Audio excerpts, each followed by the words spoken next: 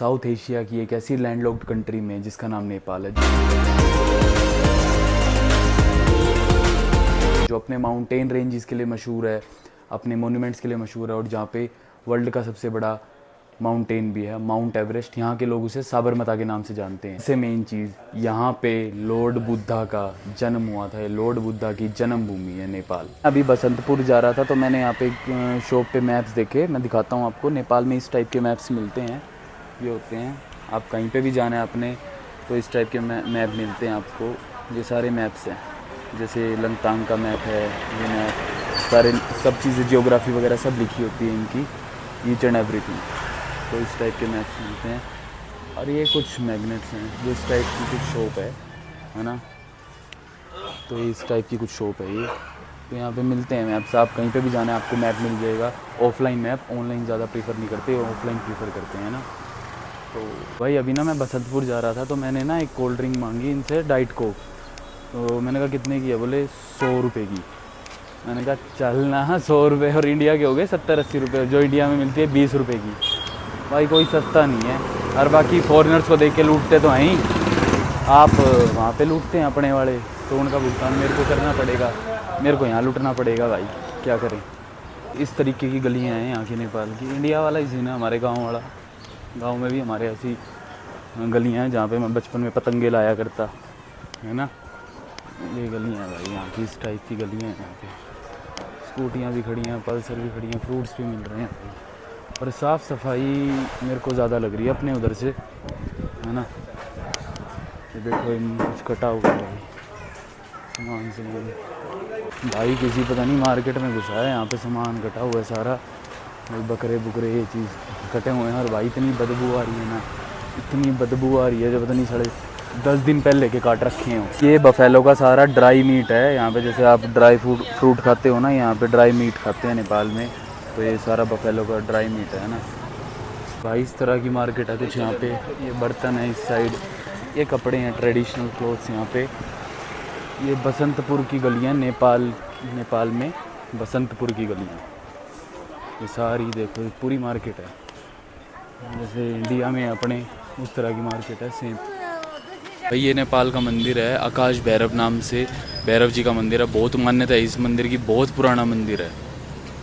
तो भाई मैंने एक चीज़ आज और डिस्कवर करी, लड़की चाहे नेपाल की हो चाहे इंडिया की, स्कूटी चलानी कहीं भी नहीं आती इन्हें। अभी जगह है एक अंदर, वहाँ पे कितने बकरों की बलि चढ़ती है सर? 108 बकरे, 108 बकरों की बलि चढ़ती है। पर वहाँ जाना अभी वर्जित है, जा नहीं सकते, अभी ओपन नहीं है वो।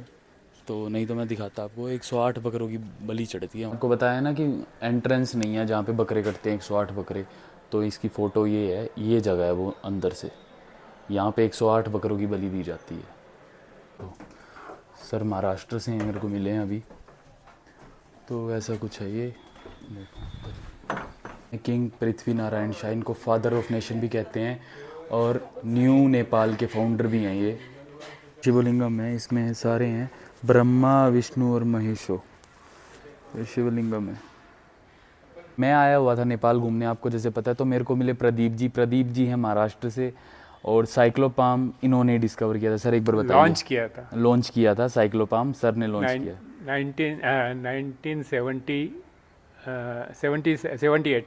1978 ऐसे प्रॉपर याद नहीं, पर 77 या 78 में सर ने लॉन्च किया था।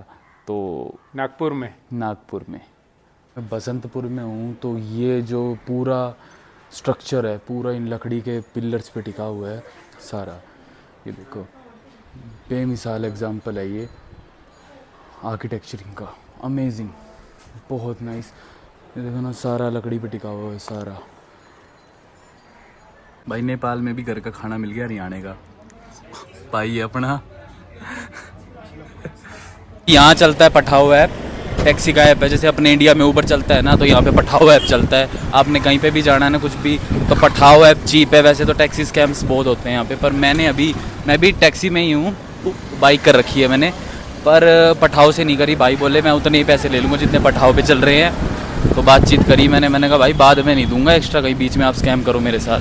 तो मैंने बोल दी है बात, ऑलरेडी क्लियर आउट कर ली सारी बात। उसके बाद अभी कर रहे हैं, है ना। अभी जा रहा हूँ कहीं मंकी टेम्पल जा रहा हूँ, मैं दिखाता हूँ मंकी टेम्पल कैसा कैसा नहीं। मंकी टेम्पल सुनने में तो ये लग रहा है बंदर होंगे बहुत सारे, हमारे गांव में भी आते हैं बंदर, तो देखते हैं भाई, बंदर देखने आया हूँ मैं नेपाल। तो ओवरऑल एक्सपीरियंस तो अच्छा ही लग रहा है मेरे को नेपाल का। एयरपोर्ट इतना शानदार एयरपोर्ट है, शानदार। ये देखो माउंटेन रेंज सारी मैं दिखाता हूँ अभी आपको, अभी अच्छे से दिखाऊंगा, एक्सप्लोर करूँगा। आसपास सारे माउंटेन से कवर हो रखा है एरिया, मशहूर ही अपने माउंटेन रेंजेस के कारण है ये अपना। वो मंकी टेम्पल है, देखो मैं दिखाता हूँ, वो सारा माउंटेन से घिरा हुआ है, वो मंकी टेम्पल है ऊपर, वो देखो ऊपर चोटी पे दिख रहा होगा आपको। ये सारा एरिया अपने माउंटेन्स से कवर है नेपाल का आसपास, तभी यहाँ पर टेम्परेचर ठीक रहता है। धूप है पर वैसे अब बाइक पे तो ठंड लग रही है, तो अच्छा है। नेपाल तो एक ही सजेशन है कि टैक्सी ऐप्स ज़रूर डाउनलोड करके आना अपना पठाओ। वो तो आपको यहाँ पे आके सिम लेनी पड़ेगी, नंबर रजिस्टर करना पड़ेगा, पर मिल जाएगा। पठाओ अच्छा है, इन ड्राइवर भी चलता है, पर आपको सिम तो लेनी पड़ेगी। तो भाई मैं आया था मंकी टेम्पल में, यहाँ पे मैंने चश्मा उतार दिया, साढ़े बंदर वो उतार के ले जाते हैं चश्मा आँखों पे से। तो मंकी टेम्पल में आया था, अभी दिखाता हूँ। ये सारा है देखो, सीढ़ियाँ ऊपर जाना है, ऊपर जाके शानदार बना हुआ है। फ्लैग्स के, तिब्बतन फ्लैग्स से चीज़ें और अच्छी हो जाती है। टूरिस्ट प्लेसेस पे आपको मैक्सिमम तिब्बतन फ्लैग्स ज़रूर मिलेंगे।